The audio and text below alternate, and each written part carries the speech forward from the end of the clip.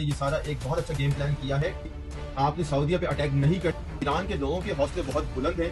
America अब Iran पे बड़ी मिकदार में हमला करने जा रहा है। दो अमेरिकी फौजी वो जहां बाकू हैं, इन्होंने पाकिस्तान को गंदा करवा दिया।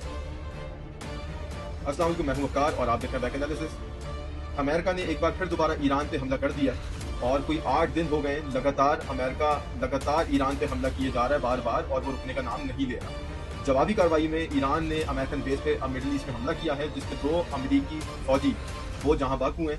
और अब डोनाल्ड ट्रंप की बौखलाहट का आलम यह है कि उन्होंने फैसला किया अमेरिका अब ईरान पे बड़ी मिकदार में हमला करने जा रहा है।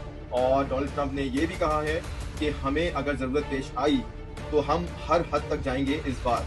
अगर आपने कुछ मेरी पिछली वीडियोस देखी होंगी तो उसमें मैंने चंद चीज़ें पहले ही हाईलाइट कर दी थी, जिनकी मैंने निशानदही की थी कि अमेरिका बेसिकली ईरान को इंफ्रास्ट्रक्चर के तौर पे कमज़ोर करना चाह रहा है। अब आपने अभी देखा भी होगा कि अमेरिका ने ईरान के जो शहरों के अंदर जो ब्रिजेस हैं उनके ऊपर अटैक किया, उसके बाद जो वाटर रेजर्वायर्स हैं उस पर अटैक किया, फिर उसके साथ साथ जो वाटर फिल्ट्रेशन प्लांट्स हैं उसके ऊपर अटैक किया।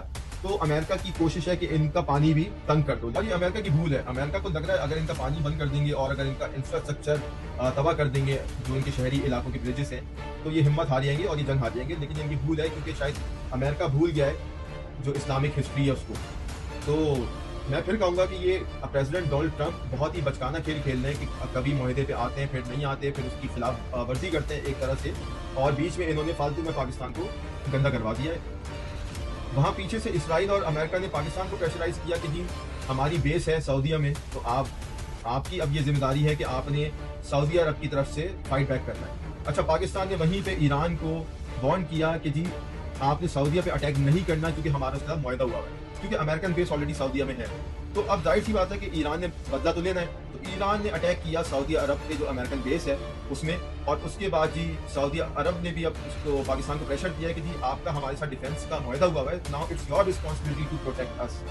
तो अब ये हालात आ गए हैं कि पाकिस्तान पे बहुत दबाव है, ईरान की तरफ से भी, सऊदी अरब की तरफ से भी, और पाकिस्तान बीच में आके पिस गया है because of the defence agreement. जैसा मैंने आपसे पहले भी कहा था कि इसराइल और अमेरिका ने ये सारा एक बहुत अच्छा गेम प्लान किया है कि मुसलमानों को आपस में लड़वाने के लिए।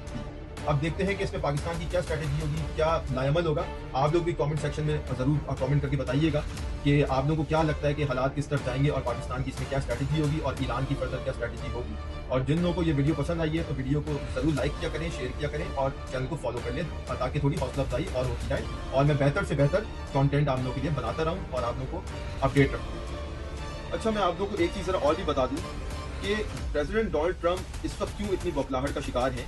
उसकी वजह यह है, अकॉर्डिंग टू माई एनालिसिस, कि जंग से जब ये जंग शुरू हुई है कमो पेश कोई 5 महीने हो गए, उस वक्त उससे पहले का ईरान और अभी का ईरान, उसमें ज़मीन आसमान का फ़र्क है। और इस वक्त का जो ईरान है, ईरान के लोगों के हौसले बहुत बुलंद हैं इस वक्त। और अमेरिकन प्रेसिडेंट को यही चीज़ अंदर अंदर से खाई जा रही है कि जब उन्होंने नमाज जनाजा में आयतुल्लाह खामनेई साहब की उतनी आवाम देखी, लगभग कोई 1.5 करोड़ लोग, तो उसके बाद से वो और ज़्यादा बौखलाहट का शिकार हो चुके हैं। और इसलिए फिर उन्होंने और उनकी काबीना ने फैसला किया कि जी हम ईरान पे फिर अटैक करते हैं और हमें अब इनको हर सूरत तोड़ना है।